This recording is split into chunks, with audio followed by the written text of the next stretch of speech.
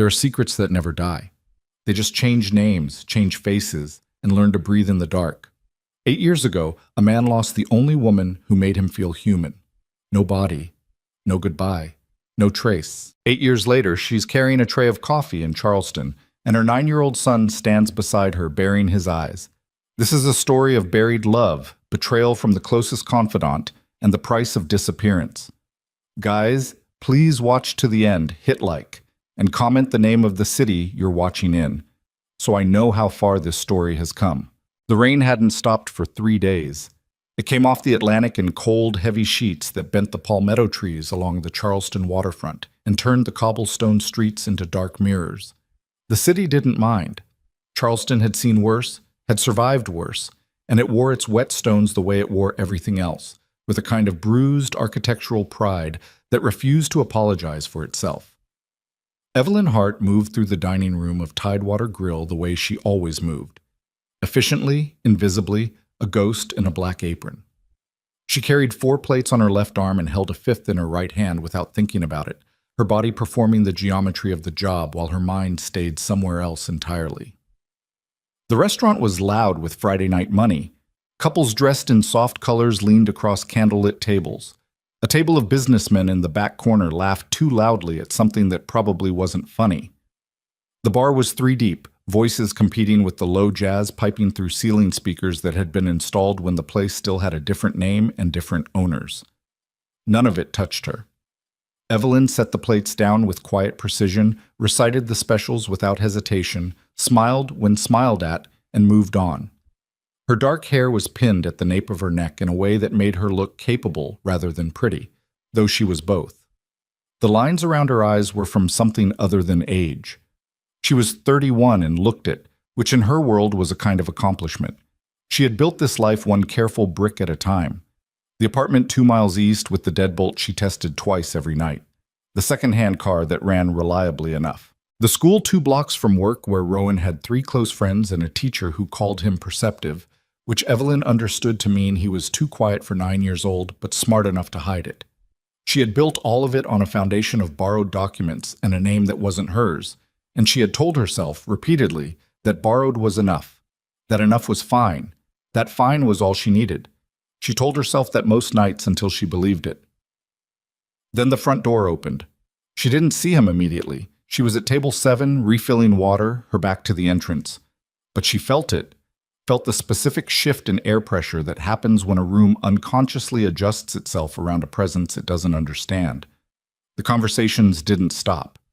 The jazz kept going, but something contracted, some ambient animal awareness that runs beneath human noise, and Evelyn's hand slowed on the pitcher. She turned. He was standing just inside the door, shaking rain from the shoulders of a dark coat. Tall. The kind of stillness that wasn't calm. It was controlled. His face was harder than she remembered it, the jaw more set, something behind the eyes that had calcified from grief into something else over the years. He was scanning the room the way he always scanned rooms, measuring, categorizing, already knowing which exit he'd use if he needed one. Evelyn Hart's heart didn't race. It stopped. Then it started again, wrong, off rhythm, like an engine that had been damaged and repaired too many times to run clean. She turned her body before he could turn his eyes to her corner. Set the pitcher down, kept her face toward the kitchen. Don't run. Running tells him everything. The maitre d' was already moving toward him, and Evelyn used that 8-second window to walk, steady, measured, professional, through the swing door into the kitchen. She pressed her back against the stainless steel prep counter and breathed through her nose, slow and deliberate, the way she had taught herself to breathe in the bad years. Marco, the sous chef, looked up from the pass. "You good?" "Drop something," she said. "I'll get it." He went back to his station. She stood there for 11 seconds, counted them. His name was Kyle Viscari, and she had spent 8 years making sure he would never find her. She should have left then. Should have pulled off her apron, walked through the back, and disappeared into the rain-soaked alley behind the restaurant the way she had disappeared from everything else. Cleanly, completely, without a word. She knew how to do it. She had done it before. But Rowan was in the back office doing homework on her laptop, waiting for her shift to end at 10, And the thought of appearing in that doorway and saying, "We have to go right now, baby. Leave the backpack." The thought of watching her son's face absorb another uprooting without explanation made something in her chest go rigid and wrong. So she stayed. Made a decision she'd always known was coming and had spent 8 years pretending wasn't. She pushed back through the kitchen door and returned to the floor. He'd been seated at a foretop near the window, alone. He hadn't touched the menu. His coat was folded over the adjacent chair, and he was looking out at the rain-streaked glass with the expression of a man who had long since stopped expecting anything to be good. Evelyn moved to her other tables.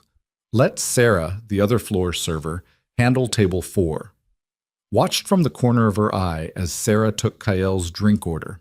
Scotch. She'd have bet money on it, and she was right, and felt the particular degradation of hoping he would simply eat and leave.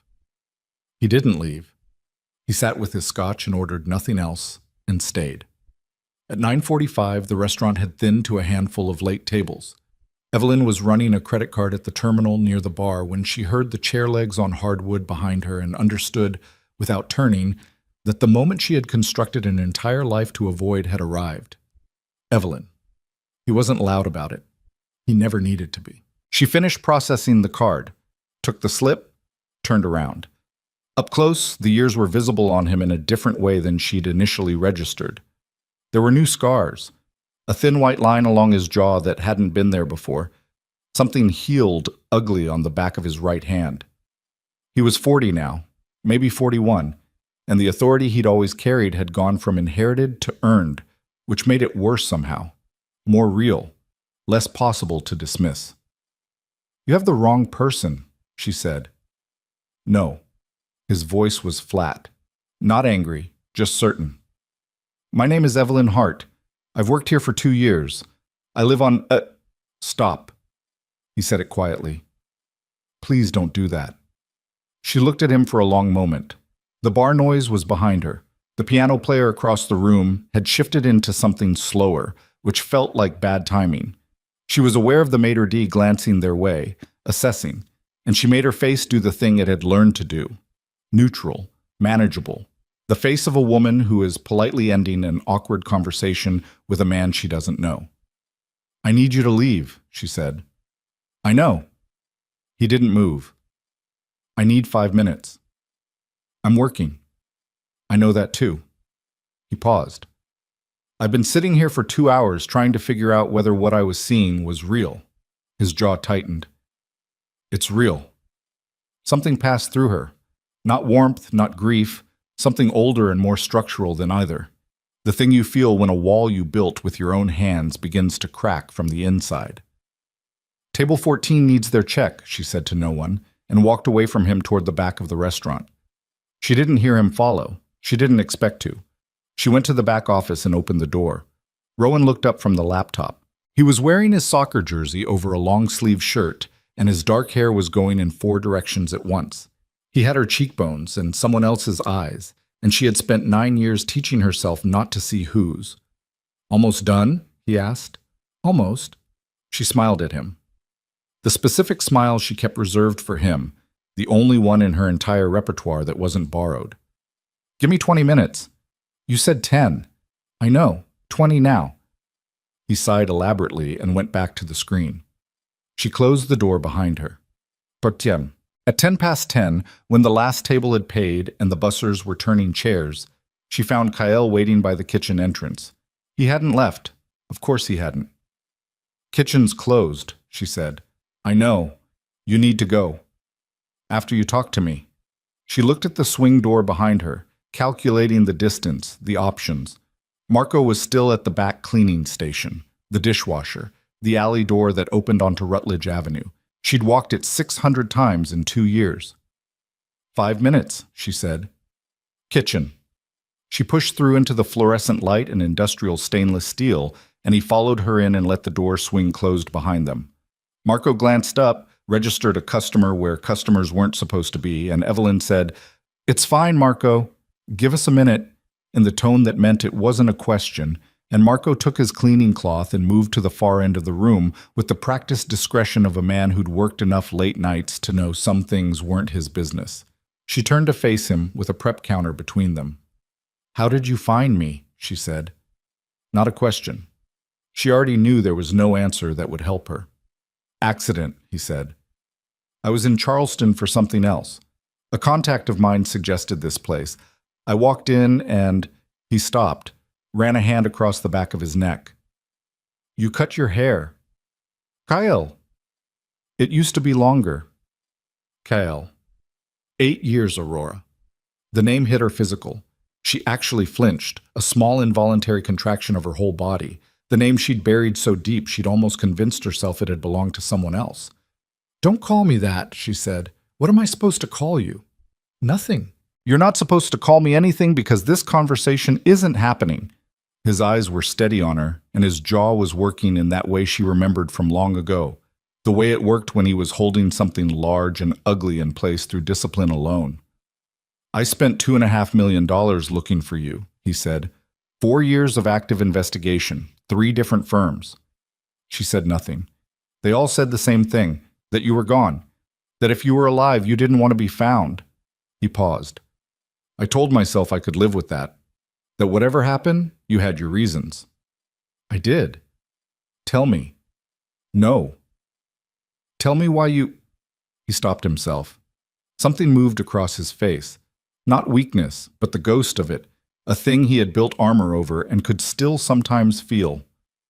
"You were carrying my child."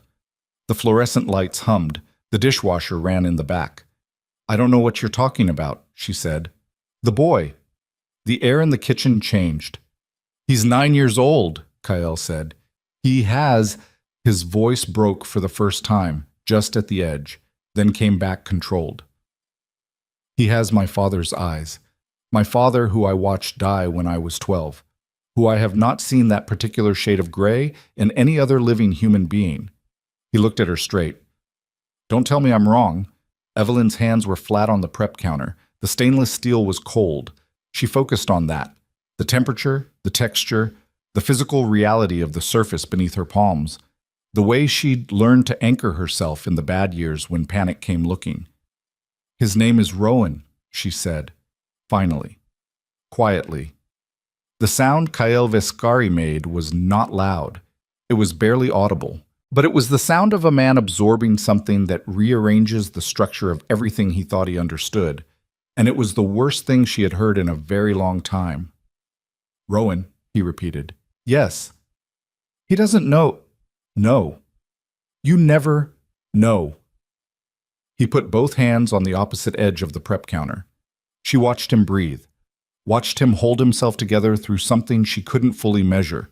Whatever she had expected from this moment, and she had run it in her mind hundreds of times, 100 different versions, she had not expected this. She had expected rage, had expected the controlled, precise fury that was his register for betrayal. She had not expected to watch him look like a man who has just been told a war he thought he'd lost was actually still going on. "Why?" he said.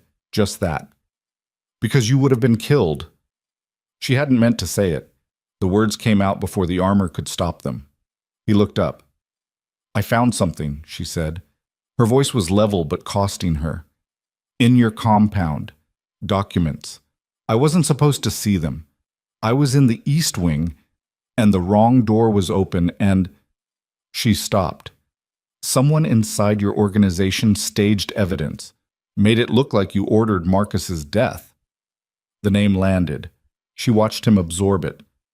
"Your brother," he said. "My brother." She looked at him directly for the first time.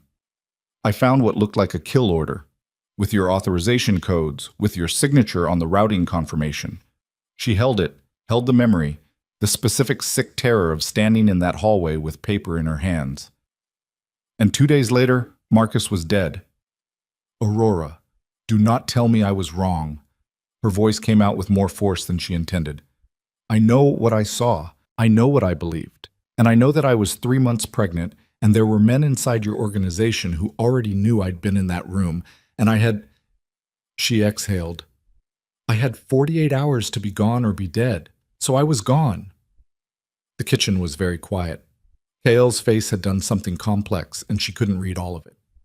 "I didn't order Marcus's death," he said. I know that now. You know, I figured it out eventually. 3 years later, when I was far enough away to think clearly, she pressed her palms harder against the counter. Someone staged it. Someone inside your organization wanted me gone and wanted you blamed, and they used Marcus to do it. He was very still. Who? I don't know. I never knew for certain.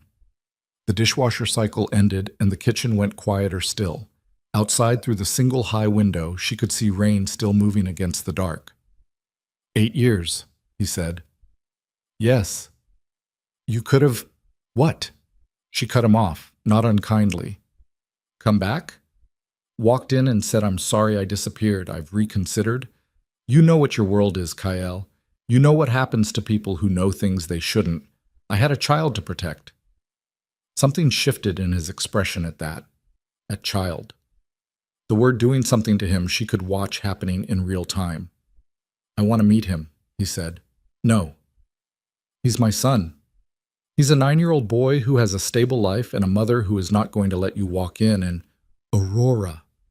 His voice dropped, went very quiet. I'm not here to take anything from you. I'm not… He stopped. Started again differently. I just need you to understand that I have been looking for you. That I did not… That whatever you saw, whatever you believed, I would not have… He stopped again. The jaw working. I would not have hurt you, or him. She looked at him for a long time. She had known this man for 4 years before she ran, had known him the way you know someone when you are inside their life at its most unguarded, had seen the things he was capable of, both terrible and human, and had loved him with the specific, impractical clarity that comes before you learn better.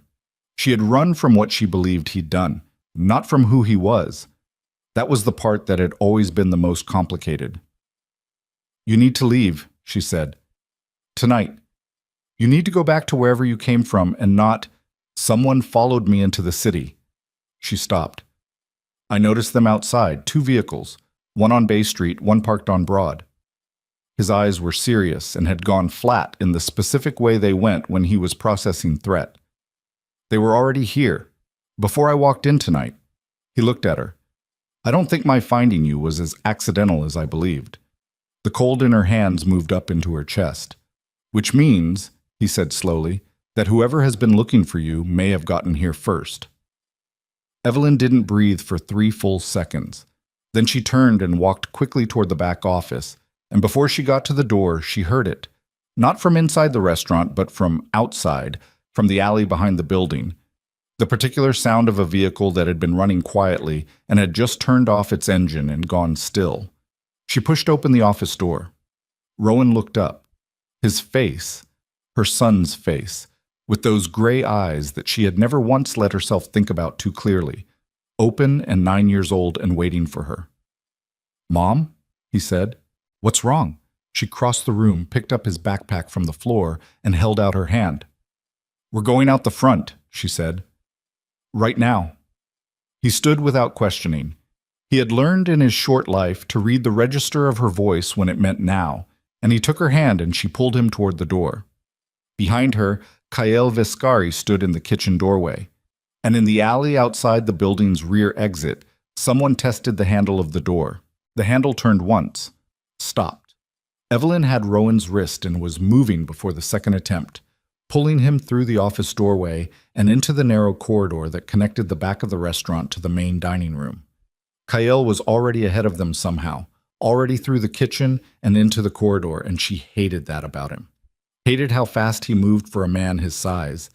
Hated that her body still registered his proximity the way it did, as something between warning and gravity. How many? She said under her breath. 2 outside. Maybe more I didn't see. He didn't look back at her. He was watching the front windows through the dining room glass. The street, the parked cars, the particular quality of stillness that meant something was waiting. You have a car? Yes. Where?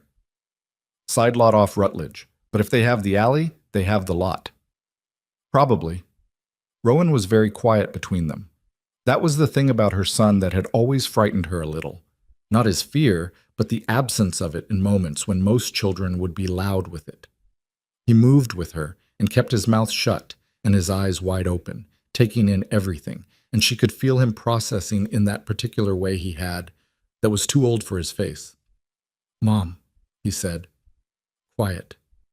"Who is he?" "Not now, baby." "Is he why we're—" "Rowan." The word came out harder than she intended, and she felt him go still beside her. "Please." Carol glanced back at the boy. Something happened in his face, a kind of collision between the situation and something private, and he looked away again quickly. Marco appeared from the kitchen doorway. "Hey, what the hell is—" "Back exit," KL said. "Don't use it tonight. Lock your staff in the walk-in for 10 minutes. "Do it now." Marco stared at him. "Now," KL said again, with the particular flatness that wasn't a request. And Marco, to his credit, looked at Evelyn once and then went back through the swing door without another word. Some instructions carry their own authority regardless of their source. They reached the front of the restaurant. The maitre d' station was empty. The last of the front staff had gone. The dining room was chairs up and dim. Through the front glass, Kael scanned the street for 4 full seconds. Black SUV on the corner, engines off, but there's exhaust vapor. He stepped back from the glass. Side street. Comes out on Wentworth. They'll have that too if they're thorough. Are they thorough? She thought about it honestly. Thought about the last 8 years, the moves she'd made, the near misses she'd always told herself were coincidence. "I don't know who they are," she said, which was mostly true. Cale looked at her with an expression that said he heard the mostly. "We'll talk about that later." He pulled his phone and sent a text in 3 seconds flat and pocketed it. "I have someone 2 blocks east. He'll bring a vehicle to the alley off Church Street." He looked at the boy again, then back at her. "That's a 3-minute walk. Through open street." "Yes." She calculated. 3 minutes of exposure against waiting in a building that had men at its back door. Neither good. One slightly less bad. "Go," she said. Well, the rain had not let up. They moved through it with their heads down, Evelyn keeping Rowan's hand in hers and Kyle slightly ahead, his coat dark and heavy with water. Church Street was quiet this late, residential, the old pastel houses closed up behind their iron gates, the light from window interiors, the muted gold of people in for the evening. She watched every parked car they passed, watched the junctions, felt the specific alertness she had spent years in recovery from and years in practice of, the old survival wiring that never fully went dormant. Rowan matched her pace without complaint. His backpack bounced against his shoulders. She could hear him breathing, steady, controlled, and she had a sudden vivid memory of herself at his age, being pulled through a different kind of night by a different parent, and she shut it down hard. A black sedan pulled to the curb at the far end of the block. The driver's window came down and a man looked out. Late 40s, heavy set, a face Evelyn didn't know, but Kael clearly did, because he raised 2 fingers in the man's direction and the back door opened. "Get in," Kael said. She stopped walking. He turned back to her. "Get in your car," she said, "and go wherever you came from. Take Rowan and me out of this. Leave tonight. Don't come back." "There are people in this city right now who know you're alive," he said. The rain ran down the side of his face, and he didn't wipe it. "That did not happen by accident. Someone told them you were here, and whoever told them—" He paused. "They've been waiting for me to find you." "What does that mean?" "It means this isn't over just because I leave." His eyes were steady on her. "It was never over. You just didn't know it was still happening." She stared at him. Rowan stood between them in the rain, looking up at her with those gray eyes, waiting. She got in the car. The driver's name was Garrett. He didn't speak, and she didn't ask him to. He took them north and then west, away from the waterfront, through the back edges of the city, where the streets widened and the houses spread out, and the darkness between streetlights was longer and more complete. Rowan sat between her and the door with his backpack on his lap. At some point, he had developed an intense interest in the window, watching the wet city slide past, and she understood he was giving her and Kael whatever privacy 2 people could have in the back seat of a moving car. Her son had always been perceptive. His teacher wasn't wrong about that. "Who followed you?" she said. Kael was looking straight ahead. "I don't know yet. I have people working on the plates." How long have you had a tail? I noticed them when I landed. Assumed it was local. Someone who wanted to know my business in the city. He paused. It didn't occur to me they were already here for you. Why were you in Charleston? Business. What kind? The kind that's finished. He turned to look at her. In the moving dark of the car, his face was cut into planes of light and shadow, the older version of a face she had spent years trying to forget, the kind that has nothing to do with this. I need to know if your being here made this worse. I don't know yet. That's not an answer. It's the only honest one I have right now. His voice was controlled, but she could hear the tension underneath it, the same tension she remembered from the nights when something was moving in the dark, and he didn't yet know what direction it would come from. What do you know about who wanted you dead 8 years ago? I told you, someone inside your organization faked evidence. I know what you told me. I'm asking what you know, not what you believed when you ran, what you know now. She looked at her son's profile against the window. 9 years old, the back of his neck, the way his hair curled just slightly at the collar.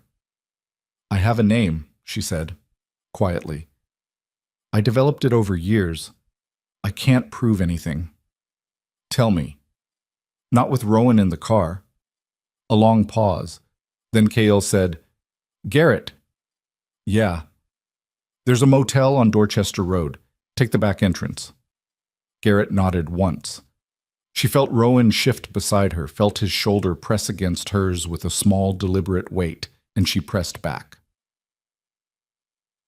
The motel room was clean enough. 2 beds, a wall unit pushing out dry, warm air, a bathroom with a light that buzzed. Garrett stayed with the car. Evelyn got Rowan settled on the far bed with the laptop and his headphones and a bag of chips from the vending machine down the hall, and when she was sure his attention was genuinely inside the screen and not on the room, she moved to the small table by the window where Kyle was sitting with his phone and his 4th expression of the night. The focused one, the tactical one, the face he wore when he was running options. She sat across from him. Lucien Dre, she said. He went very still. You know the name, she said. He was my advisor. His voice came out measured in the way that meant he was measuring it.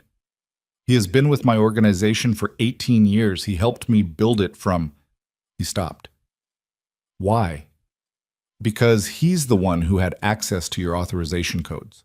I figured that out 2 years after I left. I was trying to reconstruct it from memory, everything I'd seen in those documents, and the routing structure wasn't yours. It was someone mimicking yours. And the only people who knew your routing protocols in detail were the inner circle. She kept her voice low, kept her eyes on his face. I ran down every person in that circle I could find records of, and Lucien Dre was the only one who had both the access and the motive. What motive? I don't know the full shape of it, but he had been moving resources laterally for at least a year before I ran. Small amounts, slow movements, the kind of thing that disappears inside a large operation if no one's looking specifically. She paused. Someone was positioning to take over, and the only person standing in the way was you. Kyle sat with this. She watched him processing, the discipline of it, the way he didn't let the personal reaction reach his face, even when she could see it was there, underneath, pressing up. If Lucien is the one who sent people here tonight, he started. Then he's known I was alive and waited, she said. Waited for you to find me. Because me being out in the open was more useful to him than me being permanently gone. She held it for a second. Or he's been watching your search and decided it was time to end it before you got there yourself. Either way, he knew. Either way, he knew. Kyle set his phone face down on the table. A gesture she recognized. It meant he was making himself set something aside temporarily because the thing in front of him required full attention. You should have come to me, he said. She looked at him. 8 years ago. You should have come to me with what you found. I just told you the evidence was designed to look like you ordered my brother's murder. And you believed it. I was 23 years old, and I was 3 months pregnant, and my brother was dead, and I had 48 hours before whoever staged it came back to clean up the witness. Her voice stayed level. It cost something. What exactly should I have done differently? Trusted me. I did trust you. That's why it worked. She looked at him straight. Whoever did this knew that the one thing that could make me run without asking questions was a threat that came with your name on it. They knew exactly how much faith I had in you, and they used it as a weapon. She paused. That's not a failure of mine. That's a failure of your house. The silence that followed was not comfortable. It had the quality of something true settling into a space that hadn't been shaped to hold it. Cale's jaw was working. I know, he said finally. Do you? Yes. He looked up at her. I know. I've known for years that there was something wrong in my organization. I didn't know what it was or where it started. I pulled people, restructured twice. Whatever I was looking for, I couldn't find it because I didn't know what I was looking for. He paused. Now I do. Knowing and being able to prove it aren't the same thing. No. Something shifted in his eyes. But I don't always need proof. She felt a chill that had nothing to do with the room temperature. Don't do that, she said. Whatever you're thinking, don't. Lucien Dre murdered your brother and stole 8 years from... And if you go at him without evidence, without a case, you become exactly what he made you look like in those documents I found. She leaned forward slightly. He wins, even if you kill him, because you become the man he invented. Kael was quiet for a long moment. From across the room, Rowan's headphones leaked faint sound. Some video, some cartoon normalcy that felt surreal in the context of the table where she was sitting. He's good, Kael said. Not looking at her, looking at the boy. She didn't answer. Does he know anything? About his... He knows his father wasn't in the picture, she said carefully. He knows I left a situation that wasn't safe. He doesn't know details. You never told him my name. No. Kael absorbed that. The way he absorbed it was different from the rage she'd expected. It was more like a man absorbing a document, cataloging damage, already moving past emotion into the question of what gets done now. He's going to need to know, he said. Not tonight. No, not tonight. He picked up his phone. Garrett is going to take you somewhere safe. Not a motel, a property. Owned under a company name, nothing traceable. You'll have security. I'm not Aurora. He used the name again, deliberately this time. I know you've been running this on your own for 8 years. I know you're good at it. But whoever is in this city tonight came here because they know I found you, which means they are connected to my world at a level where my resources are the appropriate counter. He looked at her. Let me use them. She wanted to say no, could feel the no sitting right there. Solid and familiar and 8 years in the making. She looked at Rowan instead. One condition, she said. Name it. Nothing happens to Lucien Dre without evidence that holds up. Nothing outside the law. She watched him. I have a son. I need this to end in a way where he doesn't lose his father before he gets to know him. Something moved through Kael's face at father, rapid and unguarded for just a second, gone before she could fully read it. Agreed, he said. She didn't entirely believe him, but she nodded. Garrett drove them to a property off Maybank Highway, an older house set back from the road behind live oaks, the kind of place that looked disused but wasn't. 2 men were already there when they arrived, positioned with the particular posture of people who were paid to look at the perimeter instead of at the house. Evelyn clocked them immediately, clocked the sight lines, clocked the exits. Old habit. Never fully dormant. She got Rowan into a room with a real bed and sat with him while he came down from the adrenaline he'd been running on without showing anyone. Mom, he said once the lights were out and she was sitting on the edge of the mattress. Yeah. That man. A pause. He looked at me like he was counting something. She didn't answer right away. Listened to the rain on the roof, so still going, relentless, the way Carolina storms went sometimes, deciding to stay. Go to sleep, she said. Is he bad? She thought about that with more honesty than she could give him. Thought about what Kael Vescari was, not what he'd been made into by circumstances or enemies or the specific cruelties of the world he'd built and been built by, but what he actually was, at the level she'd known him before everything fractured. No, she said. He's not bad, but something's wrong. Something was wrong a long time ago, she said. We're trying to fix it. Rowan was quiet for a moment. Then, is it going to be okay? She put her hand on his shoulder through the blanket. Yes, she said, certain the way she said things when she needed them to be true. Go to sleep. She waited until his breathing slowed. Then she went to find Kyle. He was in the kitchen, standing at the window with the lights off, just the glow of his phone screen and the ambient gray of the rainy night outside. He had his jacket off, and she could see the shoulder holster he'd been wearing underneath it, the weight of what he carried. He didn't hear her come in, or pretended not to. Your people find anything on the plates? She asked. Yes. He set the phone on the counter and turned. His face was different in the dark, less constructed, more tired. The vehicles were registered to a shell company out of Delaware. 3 layers removed, but my guy traced it back to a logistics firm in New York. He paused. The firm has 3 corporate addresses.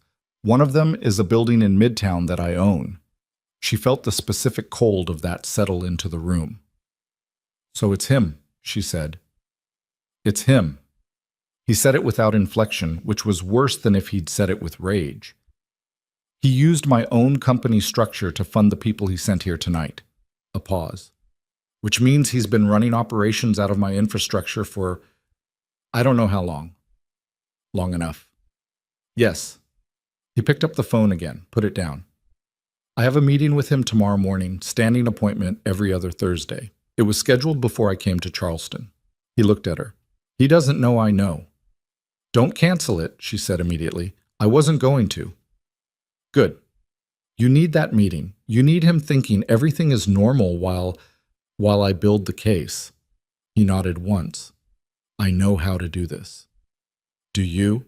She looked at him with the directness she'd had to grow over 8 years, the thing that replaced the trust she used to carry more easily. Because you were doing this 8 years ago and you didn't see him. The words landed and she let them stand, didn't soften them. Cale's jaw tightened. No, he said. I didn't see him. So what's different now? Now I know what I'm looking for. He held her gaze. And now I have something worth protecting. She didn't look away and he didn't either, and the kitchen was very quiet except for the rain. Then her phone buzzed. She looked at it. Unknown number. She almost didn't answer, had lived by the discipline of not answering unknown numbers. But something in the timing made her stomach drop, and she picked up. Silence on the line for 2 seconds.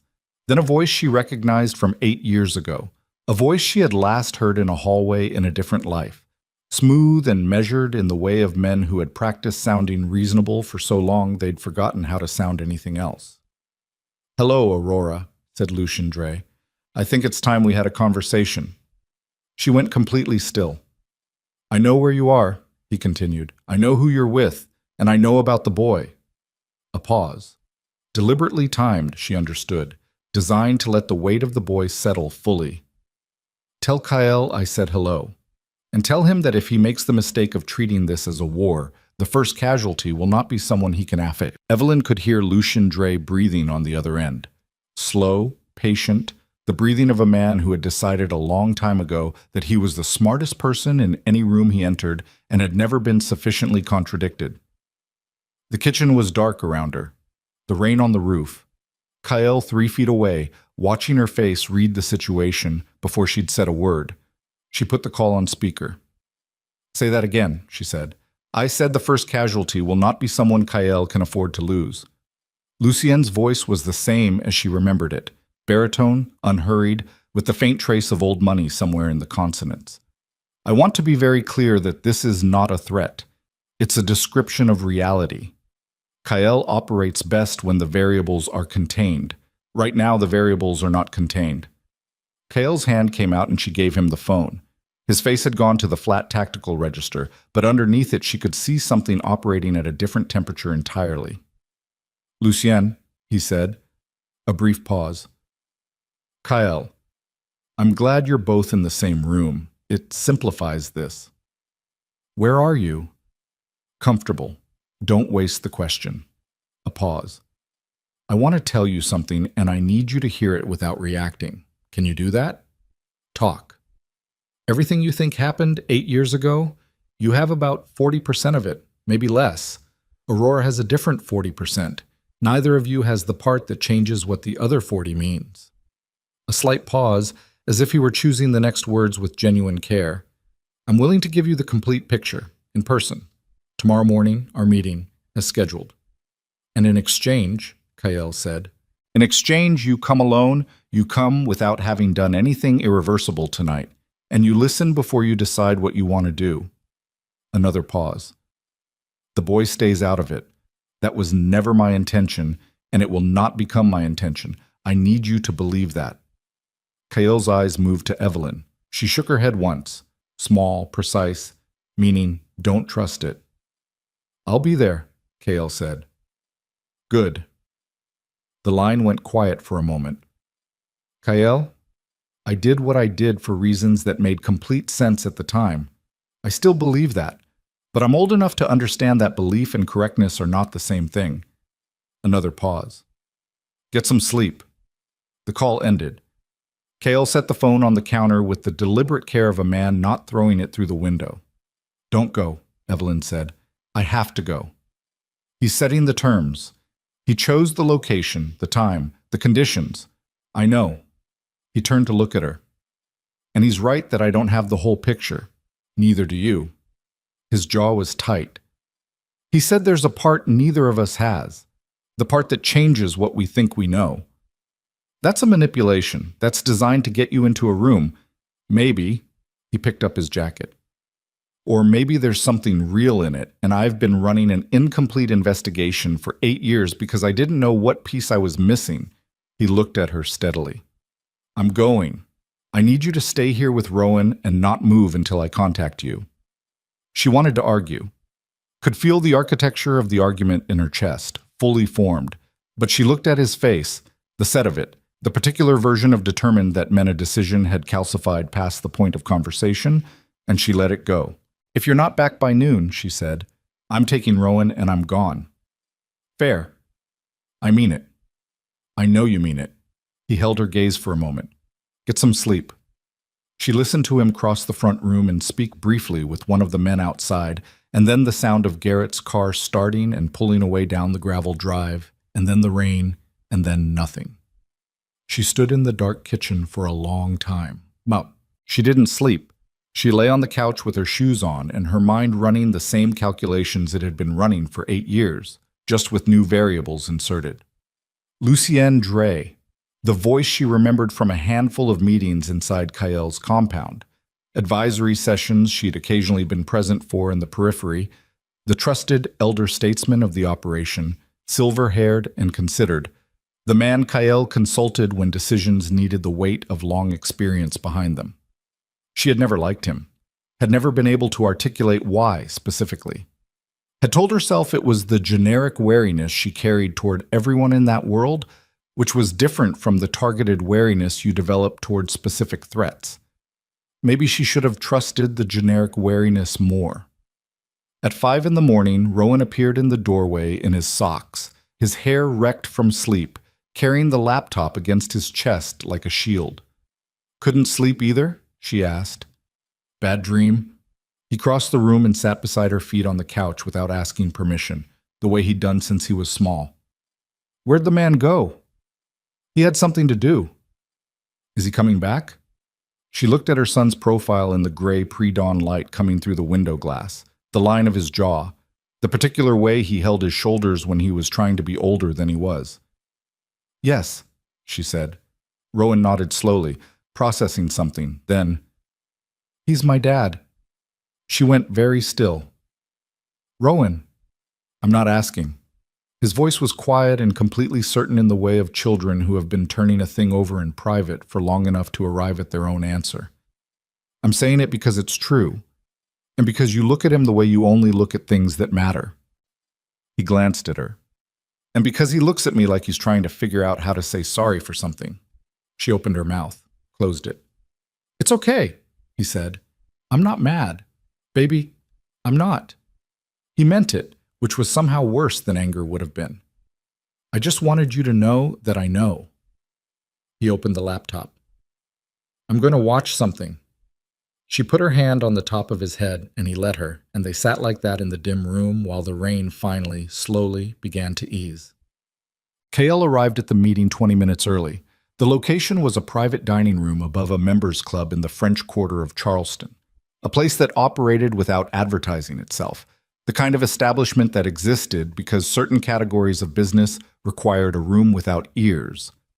Kael had used it for 15 years, so had Lucien. The room was already set when he arrived. Coffee, 2 cups, a window that overlooked the wet street below. No one else present. Lucien arrived at exactly 9, came in without knocking, hung his coat, sat down, and poured himself coffee with the ease of a man in his own house. He was 63. Silver hair kept short, face that had aged into something distinguished from something merely handsome, a dark suit that fit him well. He looked like what he had always looked like, the kind of man institutions trusted. "You look tired," Lucien said. "Talk," Kael said. Lucien sipped his coffee, unhurried. "I'm going to tell you something, and it's going to be difficult to hear. I'm asking you to hold whatever you feel until I've finished. I'll decide what I hold." "Fair enough." Lucien set down the cup. "Marcus Vale didn't die because of me." The room was very quiet. "Marcus Vale," Lucien continued, "was working for a federal task force for 14 months before his death. He was Aurora's brother, and he loved her genuinely, and he spent 14 months feeding information about your organization to a federal prosecutor's office in New York." He paused. "I found out 6 weeks before he died. I brought it to you." Kael's hands were flat on the table. "You never." "I did." Lucien's voice didn't rise. "March, 8 years ago, you and I sat in your study for 2 hours. I told you everything I had confirmed about Marcus, the handler, the case file reference number, the specific operations he had compromised." He looked at Kael directly. "You told me to handle it." The silence had a different quality now. "I didn't," Kael started. "You said, 'Handle it. I don't want to know the details.'" Lucien's eyes were steady. "Those were your exact words. I have never forgotten them because I spent the following 8 years living inside what they cost." He paused. "I didn't want to. I want to be clear about that. Marcus was 26 years old, and his only crime was believing he could dismantle something that couldn't be dismantled from the outside. But you gave me an instruction, and I followed it, because that is what I had always done, and because I did not yet understand what it would set in motion." Kael was not moving, was not breathing, or was breathing in a way that produced no visible evidence. "Aurora found the documents because I wasn't careful enough," Lucien said. "The routing confirmation, the authorization codes. She saw something she wasn't supposed to see, and she drew the only conclusion the evidence supported." He paused. "But the authorization codes were real, Kael. She wasn't wrong about what ordered Marcus's death. She was wrong about who gave the original instruction." The room expanded and contracted around a fact that Kael was trying to hold at a distance and failing. "You're saying he started. "I'm saying you gave an instruction without fully meaning it, in the way powerful men sometimes do. And I executed it in the way men who have served powerful men too long sometimes do." Lucien's voice was not accusatory. It was worse than that. It was accurate. "I made a catastrophic error, and then, to protect myself, I engineered a secondary deception. The documents Aurora found were designed to point back to you without pointing back to me. I needed her gone before she could investigate further, and I needed you blaming yourself if you ever pieced it together, because a man consumed by guilt doesn't look outward for the source of his wound." Kael's jaw had gone rigid. "The men I sent to Charleston last night were not to harm her," Lucien said, "or the boy. I need you to believe that." "Then what were they for?" "To contain the situation. To ensure that whatever conversation you and Aurora had didn't move in a direction I couldn't manage." He paused. "I have spent 8 years managing this. The case against your organization, Marcus's case file, was never fully closed. There is a prosecutor in New York who has been waiting for a reason to reopen it. If Aurora resurfaces, if she talks to the wrong people, if she decides that the woman she buried can be exhumed for the purpose of justice, you were protecting yourself, Kael said. Yes. Lucien said it without flinching. I was protecting myself and by extension everything we built together, which was also protecting you. Whether you choose to see it that way is your decision. Kael stood up from the table. Sit down, Lucien said. Don't sit down. The voice had changed, the patient reasonableness gone, something older and harder underneath it. Because there is still the part you don't have, the part I told you about last night. And you need to hear it before you do whatever you're already planning to do. Kael stood at the window for 3 seconds. Then he sat. The federal prosecutor, Lucien said, has a source still active inside your organization. Not Marcus. Marcus is long dead. A different source. Someone currently in your inner circle, currently attending your operational meetings, currently passing summaries to a federal handler every 2 weeks. He let that sit. I identified them 4 months ago. I have not told you until now because I needed to understand the full scope before I brought it to you. He paused. The source is Garrett. Something cold moved through Kael from the base of his spine. Garrett, who had picked them up off Church Street in the rain last night, who had driven Evelyn and Rowan to the safe house off Maybank Highway, who was, at this moment, positioned outside that house with knowledge of its location, its layout, and its security. Kael had his phone out before Lucien finished the sentence. He called the security line for the Maybank property. It rang 7 times. No answer. He called the second number. The man he had stationed at the east perimeter. Rang 4 times. Voicemail. Kael was already moving, already through the door and into the hallway, coat in his hand, and he heard Lucien say something behind him, but it was already just sound, already just noise, already buried under the specific focused terror of a man who has just understood that the danger he moved his family away from last night was driven directly to them by his own hand. He hit the stairs at a run. Tut.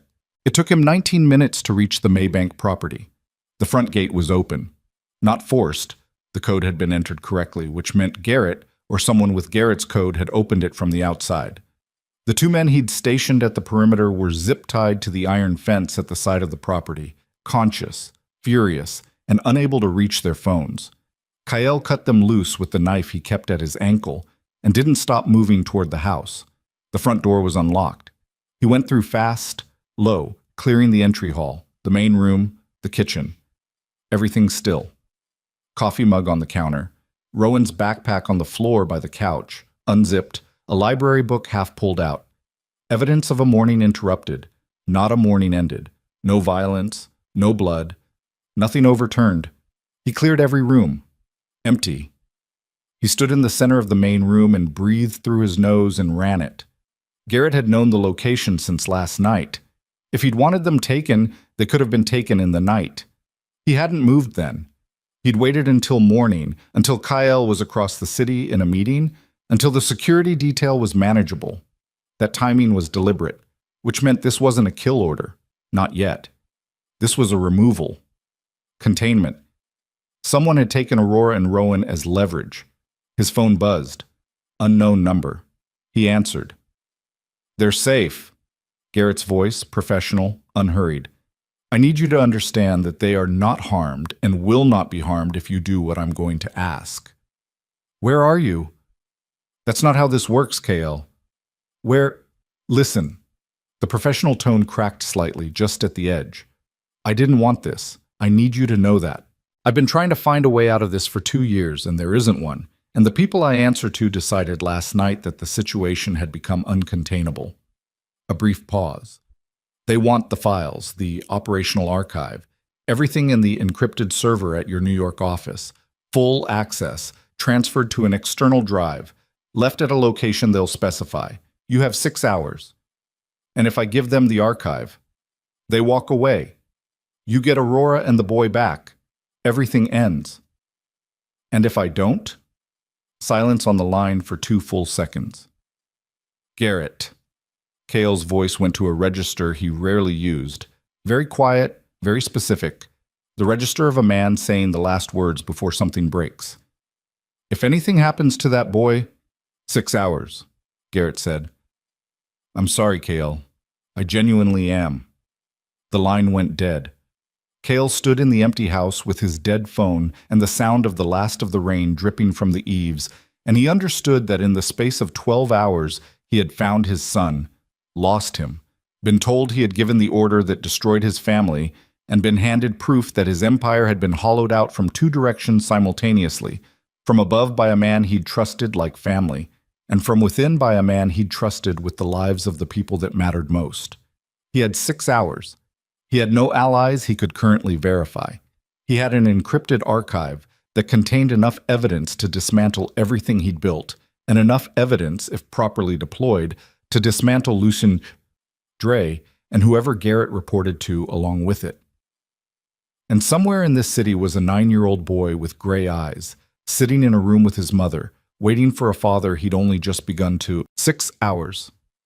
Kyle stood in the empty house and counted his assets the way he'd learned to count them 20 years ago. Not what he wished he had, not what he'd had yesterday, only what was in his hands right now in this specific moment with this specific clock running. His phone. 40% battery. 2 contacts he could reach who weren't connected to Garrett's chain and weren't connected to Lucien Izien's. A knife at his ankle. The car Garrett had left in the driveway when he took the security detail down, keys still in the ignition, which was either careless or deliberate, and either way it was transportation. The encrypted archive on a server in New York that 2 separate factions now wanted, and that represented both the greatest danger he possessed and the only real leverage he had. And the meeting with Lucien, which was still technically in progress, which meant Lucien didn't yet know that Kyle had left the room knowing what he knew. He made 2 calls in 4 minutes. The first was to a woman named Solis, not a real name, a name she'd used for the 15 years she'd worked as his forensic accountant, a woman who knew the architecture of his financial empire better than he did, and who operated with the specific loyalty of someone who'd been treated fairly in a world where that was rare. He told her what he needed in 40 seconds. She said she could do it remotely. He told her she had 4 hours, and she said she'd need 3.5 and hung up. The second call was to a man named Petrov, who worked out of a private security firm in Atlanta and who owed Kyle a debt that had been outstanding for 6 years. Petrov answered on the first ring. Kyle gave him the address of the Maybank property and told him to bring 4 men in body armor and to trust no one already on site. Petrov didn't ask questions. That was why the debt had always been worth holding. Then Kyle got in the car and drove. He drove toward the harbor. He knew where Garrett had taken them.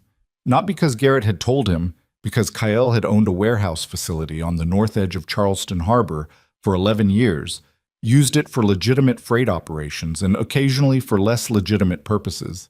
And it was the one location in this city that Garrett knew with the detail required for exactly this kind of operation. Garrett had helped him run 2 separate security assessments of that facility in the past 4 years. He knew its blind spots, its entry points, its radio dead zones.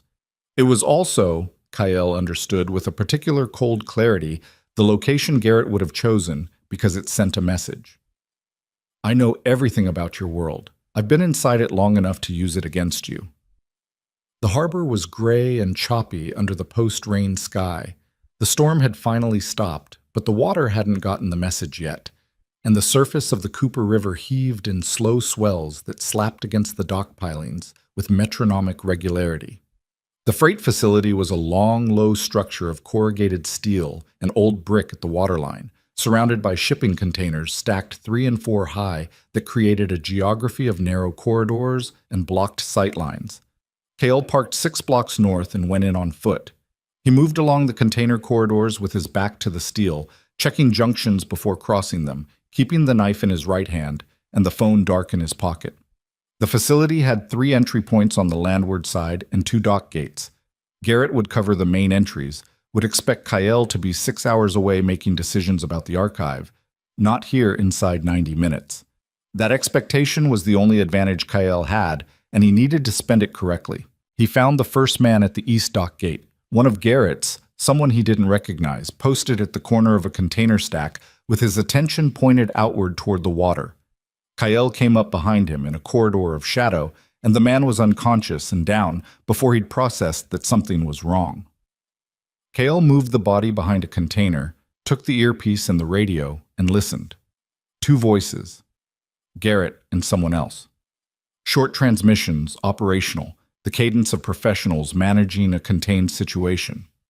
One reference to the woman, still, quiet, cooperative. One reference to the kid, same, alive, both of them. Something in his chest that had been locked at maximum tension for 90 minutes dropped approximately 1 degree.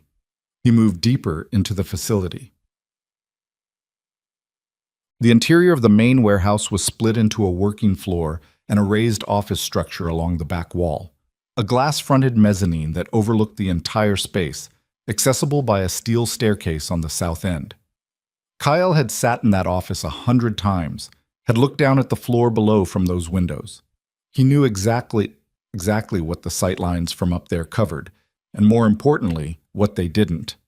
He came in through a loading bay access on the northwest corner, a panel that was supposed to be alarmed, but whose alarm he'd personally disabled 3 years ago during a renovation and never reinstated because he'd forgotten it existed until right now, when he needed it to exist. He came through into the working floor and stopped.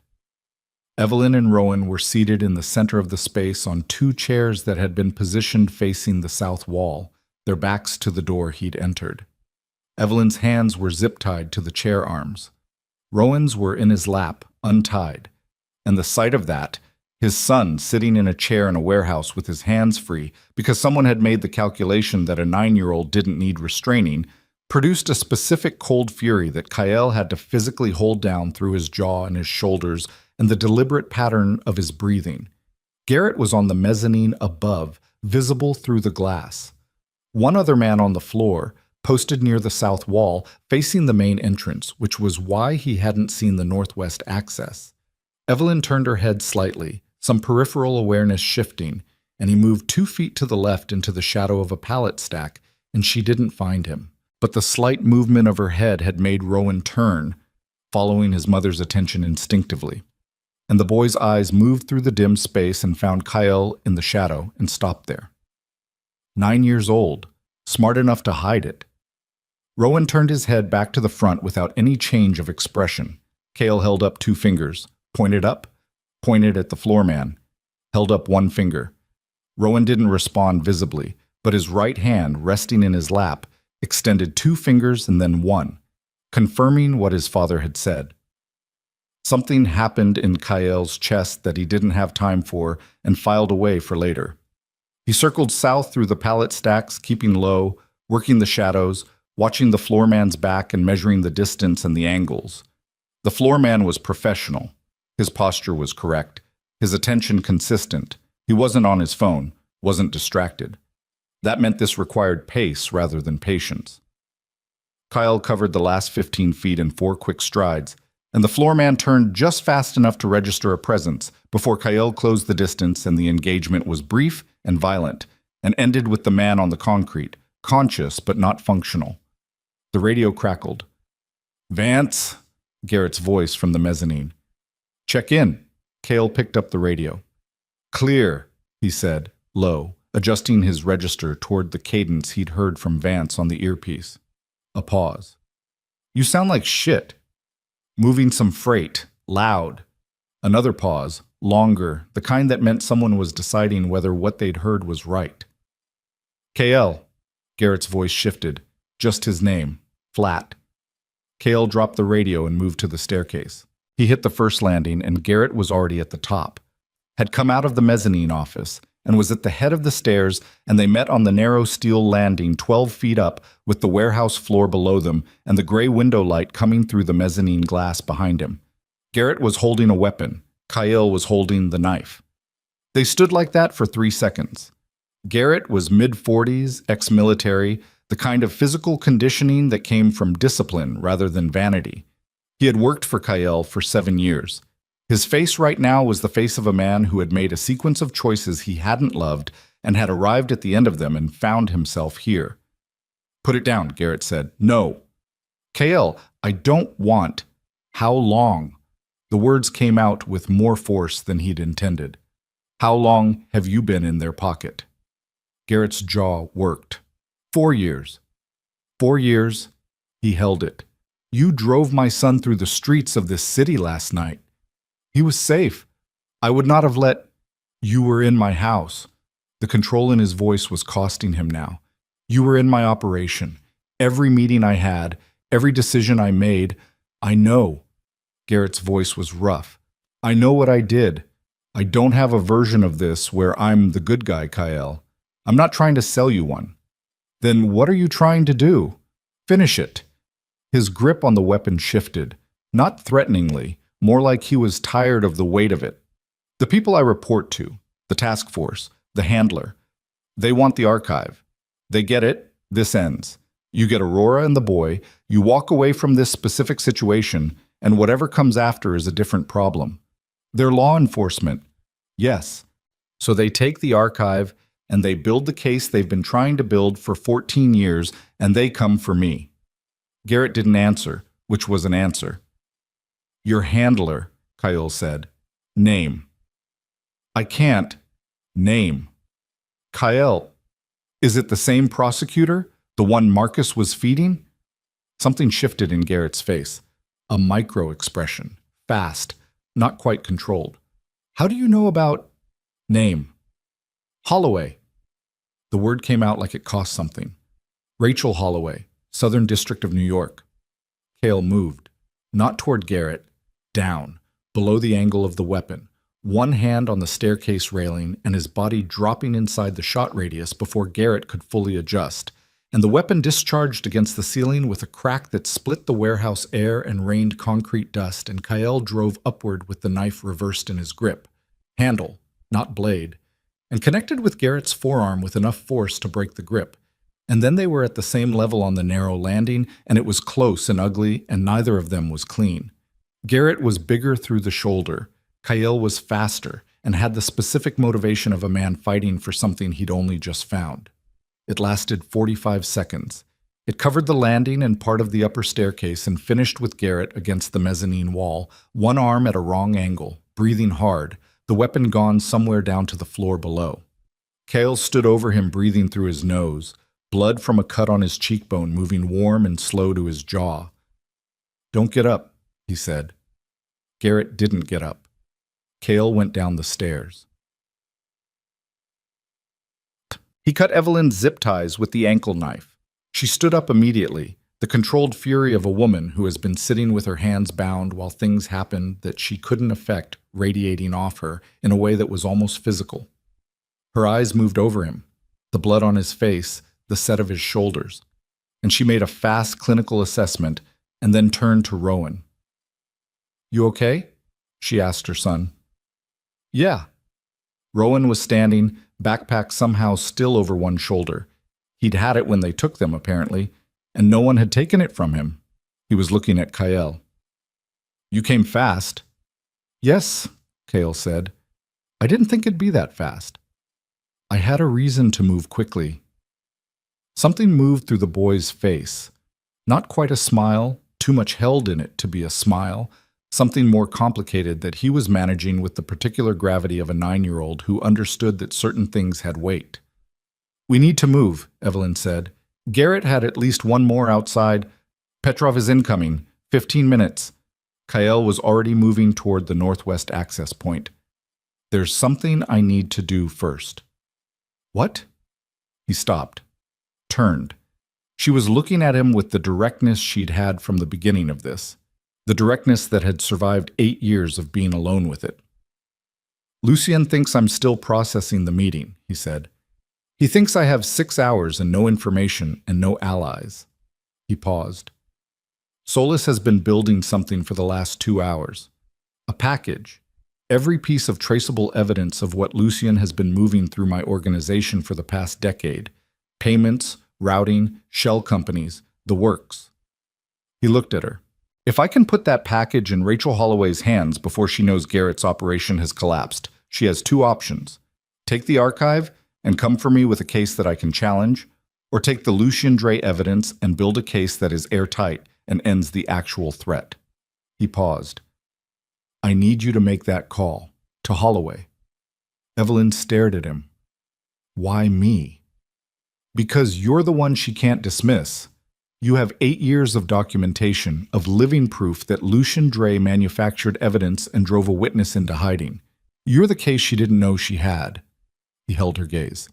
If it comes from you, it's real. If it comes from me, it's a criminal trying to trade his way out. She looked at him for a long, still moment. You're asking me to surface, she said. Everything I buried. Yes. Everything I built to stay safe. Evelyn Hart. The life. I know what I'm asking. She looked at Rowan, who was looking back at her with those gray eyes, waiting. If I do this, she said quietly, it has to work. We don't get another version of this. I know. And Lucien Dre will not be a free man inside 48 hours if Solis's package is what I think it is. He said it with the flatness of certainty. Another silence.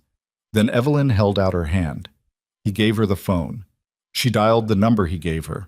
The direct line Garrett had mentioned, the one that bypassed the main task force routing.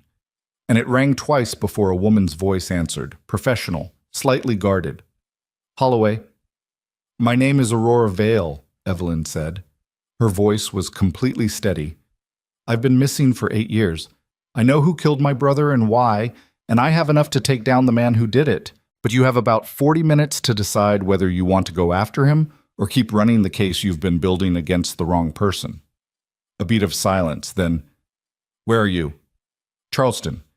But Lucien Dre is still in a private dining room in the French Quarter of this city right now, and if someone doesn't have eyes on him in the next 30 minutes, he will be on a plane by the time you I have assets in Charleston, Holloway said.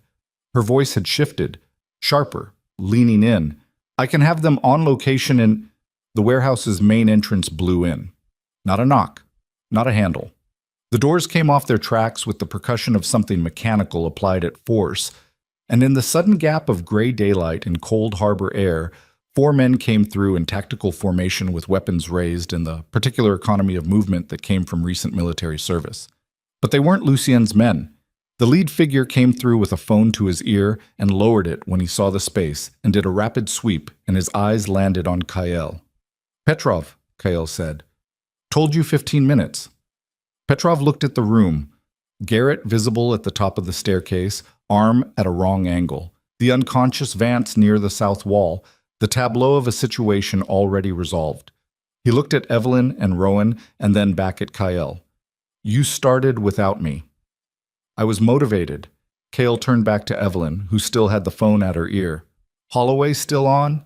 Yes, Evelyn said. She wants GPS coordinates. Give her the harbor address. He turned to Petrov. I need a vehicle. Now. Where are you going? Back to the French Quarter. He moved toward the door. Lucien Dre is still sitting in a dining room waiting for me to call him from New York, having made a decision about his ultimatum. He picked up his jacket from the floor, where it had fallen in the struggle on the stairs, and shrugged it on. I'm going to give him his answer in person. Evelyn looked up from the phone. Kael. He stopped. What I said last night. Her voice was low and careful. About not doing anything outside the law. I remember. I mean it now more than I meant it then. He held her gaze across the warehouse floor. His son stood beside her with his backpack over one shoulder and his eyes steady and the gray morning light coming through the broken entrance behind them. I know, he said. He went through the door. The drive back to the French Quarter took 11 minutes through empty post-storm streets, Petrov at the wheel, Kael in the passenger seat with his phone to his ear, and Solis's voice walking him through the final status of the package. 147 separate file fragments, 12 years of traceable transactions, 17 distinct shell company networks, all branching back to the same root structure and the same set of authorization signatures. Not Kael's. Never Kael's. Lucien Dre's name embedded in the architecture of every deception like a signature carved into stone. Send it, Kael said. To the Holloway address? And to 3 other locations. The U.S. Attorney's Office in New York, the Financial Crimes Unit in D.C., and the Charleston Field Office of the FBI. He paused. All simultaneous. That's a lot of agencies, Kael. Yes. He watched the city moving past the window. The old pastel houses, the iron fences, the streets still wet and gleaming from the storm that had finally, completely ended. He spent 18 years learning how to make things disappear. I want to make sure this is the one thing he can't. The car pulled to the curb outside the members' club. Kyle got out, looked up at the window on the second floor where he'd sat across from Lucien Dre less than 3 hours ago and listened to a man confess to the ordered murder of his son's uncle and frame it as a service rendered. Petrov put the car in park. You want backup? No. Kyle, stay here. He straightened his jacket, felt the bruise along his left ribs from the landing fight, the dried blood on his cheek, the particular exhausted clarity of a body that has been running on something beyond adrenaline and is now on the far side of it. If I'm not out in 20 minutes, call Holloway and give her the building address. He went inside. The dining room was exactly as he'd left it. The coffee cups, the window, the rain-dried street below. Lucien Dre was still at the table. He looked up when Kyle came in and read something in his face, the blood, the posture, the speed of his entry. And the patient urbanity shifted, very slightly, into something more guarded. You went to the harbor, he said. Yes. That was faster than... Where's the original order? Kyle closed the door behind him and stayed standing. The one I gave you 8 years ago. Handle it. Where is it? Lucien paused. I don't keep... You kept everything. You've been keeping everything for 30 years because that's how men like you stay alive, but not through power, but through paper. He looked at him directly. The recording, the documentation, whatever form handle it exists in, you have it, because if you didn't have it, you couldn't use it against me. And if you couldn't use it against me, I would have been in a federal courtroom 6 years ago. Lucien was very still. I'm not here to take it from you, Kyle said. I'm here to tell you that in approximately the last 12 minutes, Rachel Holloway at the Southern District of New York received a complete forensic accounting of every financial crime you have committed using my organizational infrastructure for the past decade. Not mine, yours. He paused. You have a choice. You can sit in that chair and wait for federal agents who are currently on their way to this building to walk through that door and begin a process that will take 18 months and end with you in a federal prison. Or you can give me the documentation, the original order, everything you have, and I can use it to demonstrate to the same federal prosecutor that the crimes of this organization were committed under duress and manipulation by a man who had infiltrated its leadership at the highest level. That's not, Lucien started. It's not a deal, Kyle said. It's not a negotiation. It's a description of the two versions of what happens in the next hour, and you get to choose which version you're in. He looked at the older man with the flat, complete attention of someone who had finished being afraid of the answer. You spent 18 years making yourself indispensable. You spent 8 of those years letting me believe I was responsible for the death of the woman I loved's brother. You took my son's first 9 years. His voice stayed level. It was the hardest thing in the room. I am not going to put a hand on you. I'm not going to do anything that gives you a story to tell about me that isn't already true. He paused. But I'm going to watch you face what you built. And I'm going to make sure there is no version of this city, this country, or this world where you walk away from. Lucien Dre reached into his jacket pocket. Kyle didn't move, didn't reach for the knife at his ankle or step back from the table. He stood exactly where he was and watched, and what Lucien produced was not a weapon. It was a small black drive, the kind you could buy at any electronics store, the kind that looked like it weighed nothing and contained everything. He set it on the table between them. There are 3 copies, Lucien said, 2 in locations that will surface automatically if I'm arrested without having canceled a standing instruction in the next 72 hours. He looked at the drive. That one is yours. Kale didn't touch it yet. The recording, he said, on the drive. Everything is on the drive.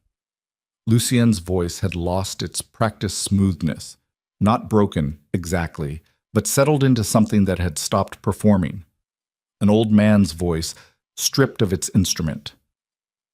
31 years of documentation, things that protect me and things that implicate me in equal measure. Including the order. Including the order. He looked up. Your voice, your words, The full context, which does not make it better but does make it different from what you've been carrying. He paused. You said handle it. What you meant was remove him from the operation, relocate him, cut contact. I know that now because I've listened to it enough times to hear what's underneath what you said. A long pause. I chose not to hear it then. Cale picked up the drive. He held it in his palm for a moment, the weight of it, which was nothing, which was everything, and put it in his jacket pocket. The other 2 copies, he said. The instruction will be cancelled. Lucien met his eyes. You have my word. Your word. I understand what that's worth to you right now. He didn't look away. It's all I have left to give. Downstairs through the building's old walls, Cale could hear the sound of vehicles. Multiple. The particular cadence of official arrival, the way federal agents moved, organized, and unhurried, the sound of authority that didn't need to announce itself. Lucien heard it too. He looked at the window, at the street below, at something past the glass that wasn't visible from where Cale was standing.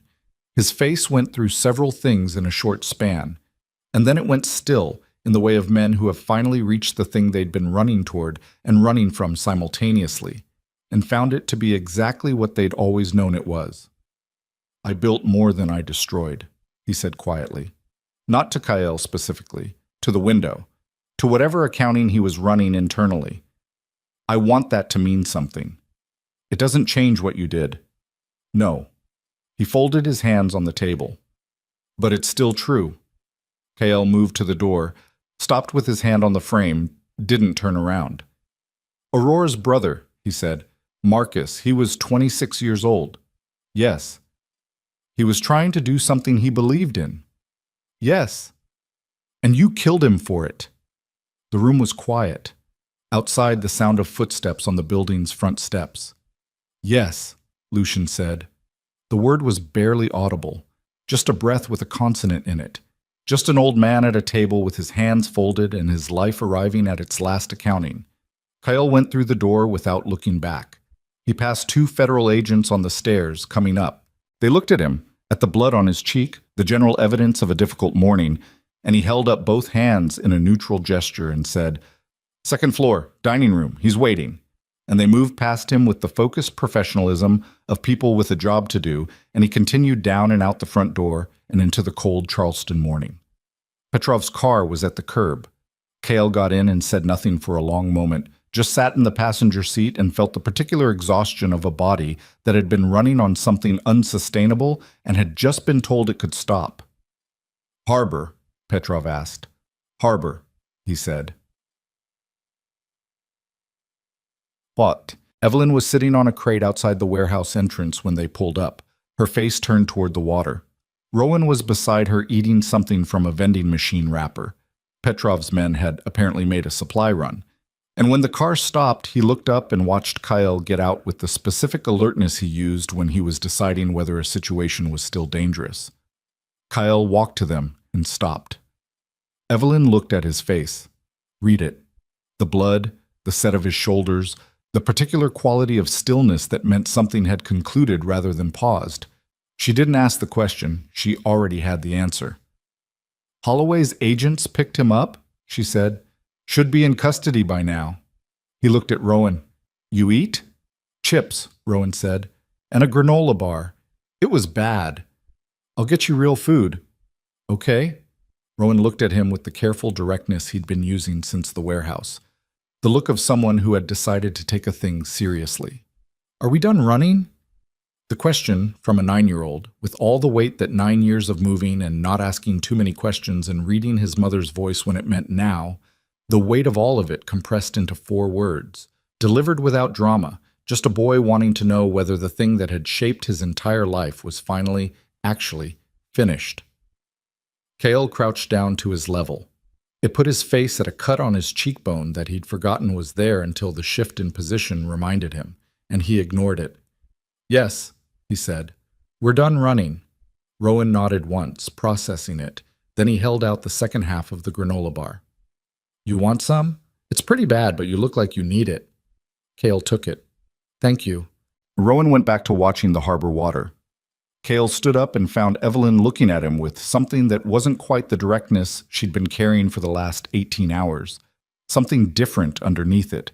Something that was trying to decide whether it was allowed to surface. Solis's package, she said. Sent. 4 separate agencies. He watched the water. Holloway doesn't have a choice now. The Lucy Yen Dre case is bigger than anything she was building against me, and she knows it, and the 3 other agencies receiving simultaneous documentation means she can't suppress it without a level of institutional conspiracy that doesn't survive contact with reality. He paused. She'll take the deal. What deal? My full cooperation with the Dre prosecution. Complete financial disclosure and restructuring under federal oversight. He paused. In exchange for consideration on the charges against the organization. Consideration, she said. Not a question. Not quite. It won't be clean, he said. It won't be quick. There will be a process, and it will be difficult, and I will probably spend a significant portion of the next 2 years in depositions and proceedings. He looked at her. But at the end of it, it's finished.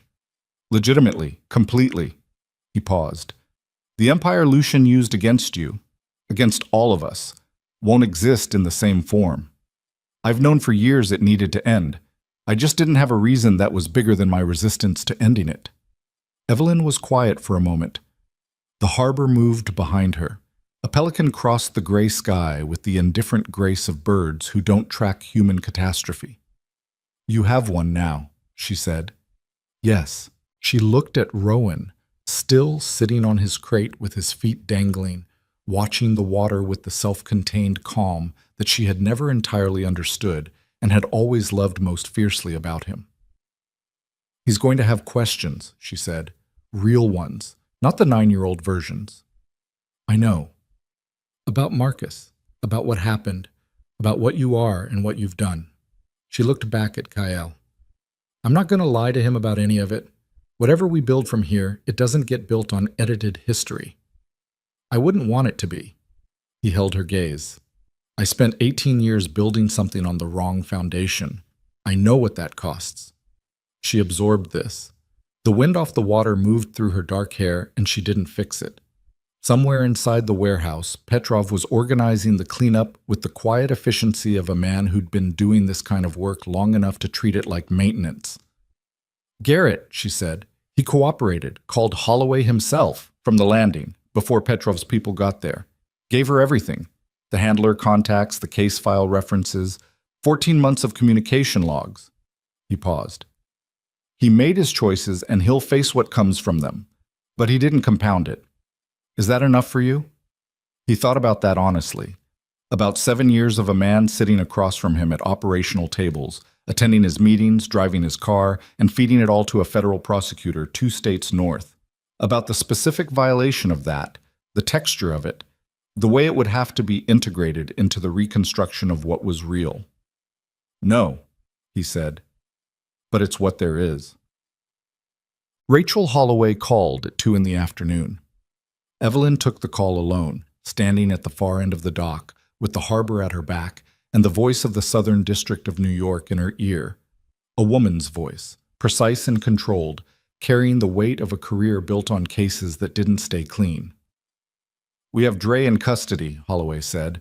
His attorney is already making noise, but the documentation your associate sent it's significant. It's going to take time to process fully, but my preliminary read is that this is comprehensive. It is, Evelyn said. I want to ask you something directly. A pause. The original investigation, the case Marcus Vail was building before his death. Part of that case was built on information he provided about Kyle Vescari's operations, specific documented criminal activity. Another pause. That doesn't disappear because Lucian Dre turns out to be a larger target. I know. What Vescari is proposing, full cooperation, financial disclosure, restructuring, that process will require honesty about what the organization has done.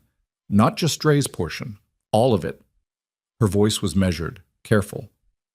Is he prepared for that? Evelyn looked out at the water, at the way the afternoon light was finally breaking through the cloud cover in long, angled rays that turned the harbor surface from gray to something almost silver. He was prepared for it before he knew about Rowan, she said. He's more prepared now. A long pause. The child, my son, is not part of this conversation. I understand. I'm only asking but my son is 9 years old and he has nothing to do with any documentation, any case, any proceeding. He is completely outside this. Her voice was even and absolute. That's a condition, not a request. Another pause. Then, quietly, understood. That's not where we're going. Holloway's voice settled into something more human than prosecutorial. Ms. Vale, Aurora, you've been gone a long time. Yes. Coming back into this it's going to have a cost. Your testimony, your documentation, what you saw 8 years ago. It's all relevant. It will all be used. A pause. I want to be honest with you about what this process looks like. I've been honest about hard things for 8 years, Evelyn said. I can handle the process. I believe you. A brief pause. We'll need to meet. Soon. Tell me when and where. The call ended. Evelyn stood on the dock for a moment longer, not thinking exactly, just existing in the specific aftermath of a decision that had been made and couldn't be unmade, and was, she understood with a bone-deep clarity, the right one. She turned back toward the warehouse. Rowan was standing at the end of the dock, 20 feet behind her. He had walked up quietly while she was on the call, had that from her, the ability to move without announcing himself, and was watching her with his hands in the pockets of his soccer jersey and the wind off the water doing things to his hair. Were you listening? She asked. Some of it. He walked toward her. You're going to have to testify about stuff. Yes. About my Uncle Marcus. She looked at him. 8 years of not talking about Marcus, of keeping her brother a private grief, a sealed room, and her son saying his name out loud in the afternoon harbor air with the matter-of-fact gentleness of someone who had pieced a story together from the fragments she'd never realized she'd been leaving. How do you know about Marcus? She asked. Your notebook, the one in the blue cover that you've moved every time we moved. He met her eyes. I looked once, years ago. I'm sorry, but I remember what it said. She sat down on the dock boards. Just sat down, right there, her feet at the edge. He sat beside her. He was trying to do something good, she said. He was trying to dismantle something that hurt people. He went about it in a way that got him killed. She looked at the water. He was 26, and he was brave, and he was wrong about some things, and right about the thing that mattered, and someone murdered him for it. She paused. He would have been a good uncle to you. Rowan thought about this seriously. What was he like? Stubborn. Funny in a way that snuck up on you. He made terrible coffee and was convinced he made great coffee and would not hear otherwise. She paused. He had your laugh. I realized that when you were about 4. Rowan was quiet for a moment. Then, are we going to be okay? Actually okay, not the version where you say yes because I need to hear it. She looked at her son, at the person he had become in 9 years of a life she had built imperfectly and fiercely and with everything she had. I don't know exactly what okay looks like yet, she said. I know it involves staying in one place long enough to find out. She paused. I know it involves your father. She watched his face. I know it involves a lot of things we haven't figured out the shape of. But we're going to figure them out. Yes. He leaned his shoulder against hers. Not a child's lean, a deliberate, considered press of weight, person to person. Okay, he said, like it was a decision. Kyle found them still sitting there 20 minutes later. He came down the dock and stopped a few feet back, recognizing without being told that he was approaching something that had its own gravity and required being asked into rather than assumed. He stood with his hands in his pockets and waited. Rowan looked back over his shoulder, looked at his mother. She nodded once. Rowan stood up, moved to Cale's left, and sat back down on the dock, leaving a space between himself and Evelyn. An obvious space. The architecture of an invitation, from a 9-year-old who apparently had his mother's particular precision, even in the gestures he didn't know he was making. Cale sat down in the space. The three of them sat at the edge of the dock with the harbor moving beneath them and the afternoon light doing its slow work on the water, and no one said anything for a long moment, which was, Kyle understood, exactly right. "How's the cheek?" Rowan said. "Hurts. There's a first aid kit in Petrov's van. I'll get it later. It looks bad." "I've had worse." Rowan considered this. "From what?" "Various things." "Like what?" Cale looked at the boy beside him, the gray eyes, steady and curious and waiting, the same waiting patience that had let him sit in a warehouse chair without showing fear while the situation resolved itself around him. The same waiting patience that was, Kyle understood, a quality he himself had once had before the years of the Empire had replaced it with control. "I'll tell you," he said. "Not today, but I'll tell you." Rowan absorbed this with a nod that meant he understood it for what it was, a real promise, not a deflection. They sat. After a while, Rowan said, "I'm hungry. Real food." "There's a place 2 streets from here," Kyle said. "Gumbo. Best in the city. You've eaten here before?" "A few times." "Before you knew we were here?" A pause. "Yes." Rowan thought about the strangeness of that, his father eating gumbo 2 streets from their life without knowing it, and apparently decided it was too much to untangle right now and filed it for later, which was, Kyle thought, probably the wisest response available. They stood up, the 3 of them. The dock beneath them, the harbor behind, the city ahead. Evelyn caught Kyle's eyes for a moment across Rowan's head. Not warmth yet. Warmth was a thing that would come back slowly, if it came back, rebuilt from different materials than what they'd had before. What she gave him was something more fundamental, an acknowledgement. A woman who had survived 8 years of a life she hadn't chosen, looking at the man she had run from and seeing clearly, without sentimentality or illusion, what he actually was. Not what she'd believed him to be, not what Lucian Dre had manufactured, but the actual thing. Flawed and costly, and here, he held it. Then they walked off the dock together toward the city. 6 months later, Kyle Vescari appeared voluntarily before a federal grand jury in New York and gave 11 hours of testimony over 2 days. He answered every question. He did not minimize, redirect, or request breaks except for lunch. His attorney, who had been preparing for the worst, was professionally surprised by the comprehensiveness of his cooperation. The Lucien Dre prosecution moved quickly by federal standards. The documentation Solis had assembled was, as Holloway had said, significant. Dre was indicted on 31 counts covering organized crime conspiracy, financial fraud, obstruction of justice, and a charge relating to the death of Marcus Vail that took another 4 months to construct but held when it was finally built. He did not take a plea. He went to trial 18 months after his arrest, and the jury deliberated for 2 days, and the verdict was what the evidence had always been pointing toward. Garrett cooperated fully and received a reduced sentence and served it, and was eventually released and moved somewhere quiet and was not heard from again in any context that touched any of these lives. The Vescari organization was restructured over the course of a 1.5 years under federal oversight. Assets liquidated, legitimate enterprises retained and reorganized under a compliance structure that was watched closely for 3 years before the oversight was relaxed. It was not a clean process.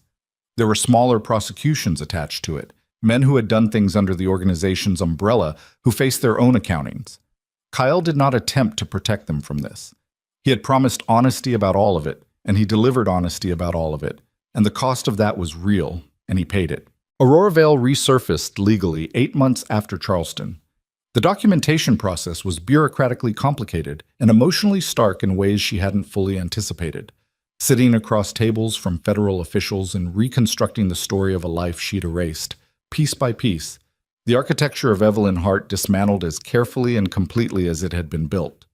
She kept the apartment on the east side of Charleston. She kept the car. She kept the job at Tidewater Grill until she didn't need to anymore. And she left on good terms, and Marco the sous chef shook her hand and called her by both her names and didn't ask any questions. Rowan knew everything by the time he was 10, not all at once. In pieces, given to him at the pace his age could hold, in the honest language his mother had always used with him, because he had always deserved it. He asked hard questions and got hard answers, and he took them the way he took most difficult things, with the particular gravity of a person who had been prepared for complexity since before he knew what to call it. He met Kyl's world gradually. Not the criminal architecture of it that was being dismantled, but the human structure underneath it, the people who had served it, some of whom were worth knowing and some of whom were not. The history of decisions made long before Rowan was born that had shaped the life he'd inherited. He held all of it with more grace than either of his parents felt they deserved. His teacher that year said he was thoughtful, that he asked questions that were older than his face. Evelyn said she knew. On a Tuesday in early November, Rowan had a baseball game in a park off Rutledge Avenue, 4 blocks from a harbor warehouse that none of them mentioned anymore. Kyle arrived late. The depositions had run long, and found a spot on the bleacher beside Evelyn, who had saved it with her jacket and handed him a paper cup of coffee that was cold, and said nothing about the time, just shifted her jacket from the seat and looked back at the field. Rowan was at second base. He was not a natural athlete. He had his mother's economy and his father's stubbornness, which made him adequate rather than gifted. But he covered his position with a focused competence that made the coaches keep him in the starting 9. He had, over the last several months, developed opinions about baseball that he expressed at length and without solicitation, which Kyle found unexpectedly enjoyable. A hit went to right field. Rowan moved, read the trajectory, moved to back up the throw to second, was exactly where he needed to be when the ball arrived. The runner was out. Small play, correct execution, unremarkable to anyone who didn't know what it looked like when a person was developing the habit of being exactly where they needed to be. Kyle watched him trot back to position. The cold coffee was bad. The bleacher was hard. Evelyn's shoulder was 2 inches from his and had been there for the last 4 innings. She was wearing a dark coat he didn't recognize. Something new, something she'd bought for herself in the particular small way of a person who had recently begun to invest in permanence. "He's been working on that read," she said. "The trajectory. He asked me last week how you figure out where a ball's going before it gets there. What did you tell him?" "I told him you watch the hit, not the ball." She paused. "He spent an entire practice staring at batters. Did it work?" "He threw a kid out at first who had no business being thrown out at first." A slight, real smile. "So yes." Cale looked at the field, at his son at second base, hands on knees, reading the next batter. "He's going to be all right," he said. "He already is." She said it simply, without the protective reflex she'd carried it with for years. Just a fact. Her son was all right. She knew this the way she knew the deadbolt and the apartment and her own name. Not as a thing she'd constructed to believe, but as something she could verify by looking directly at it. The game moved forward. The afternoon went gold and then orange across the outfield grass, the specific November light that makes American fields look like they were built for exactly this, for exactly these ordinary stakes. In the 7th inning, Rowan hit a line drive into the gap in left center that scored 2 runs and sent him to third base standing, and the small crowd made the noise small crowds make for this kind of moment, disproportionate and genuine and local. And Kyle stood up from the bleacher without planning to. He clapped. Just that. 2 hands making the sound that means I saw it. I'm here. That was good. Rowan, at third base, turned toward the bleachers, found his father standing, and in the specific emotional economy of a 10-year-old boy who had spent his life learning not to need too much, he allowed himself, briefly, to look like he was glad. Then he turned back to the game. Cale sat down. His shoulder settled against Evelyn's, and she didn't move away from it. Below them, the field was bright with the last of the afternoon. In the gap between the outfield fence and the tree line, the harbor was just visible. Silver gray, moving, indifferent to everything that had happened in its proximity and everything that was happening now. The game was not yet finished. There were innings left. But the run had been scored, and the moment had been witnessed, and the cold coffee was empty, and the bleacher was still hard, and the man sitting on it, for the first time in a very long time, was not measuring the exits. He was just watching his son play baseball. It was after everything, enough. It was after everything, everything.